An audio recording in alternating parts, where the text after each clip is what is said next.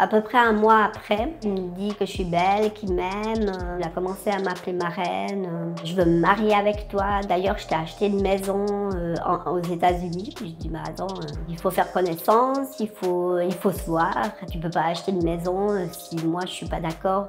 Le courant de mai, il me disait, on va se rencontrer, on va organiser une rencontre, mais pour se rencontrer, ben, il faut payer l'hôtel, il faut payer mon vol, il faut payer la sécurité. Il devait faire une demande de congé à sa direction et je devais payer une certaine somme. Puis quand je lui disais que j'avais pas l'argent, il baissait les prix ou parfois il me disait mais combien vous pouvez mettre. Juste avant de partir en vacances, j'ai fait une carte crédit pour un montant de 3000 francs pour payer principalement les cartes, les Apple Cards.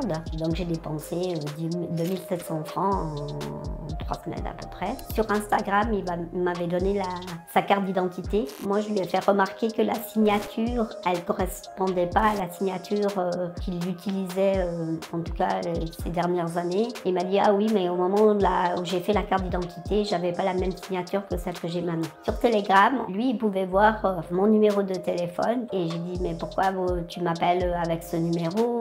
J'ai été voir, c'est le Nigeria, t'es un escroc? Non, je suis pas un escroc, je suis vraiment Marco Odermatt. Après, il a appelé avec un 079. Je veux te prouver que je suis vraiment Marco Odermatt, je t'appelle avec mon numéro suisse. Donc je lui ai fait confiance, puis je me suis dit, ah ben super, il m'a donné son numéro personnel et j'avais plus de capacité à dire stop. J'étais devenue une machine, je faisais ce qu'il me disait. Et ça a été un électrochoc au moment où je suis allée consulter ChatGPT puis que j'ai posé des questions précises par rapport à l'entourage de Marco Odermatt. J'ai compris que je m'étais tout simplement fait arnaquer. J'ai appris que les cartes SIM, c'était des cartes qui étaient absolument intraçables et impossibles à remonter pour la police, pas plus que les cartes Apple.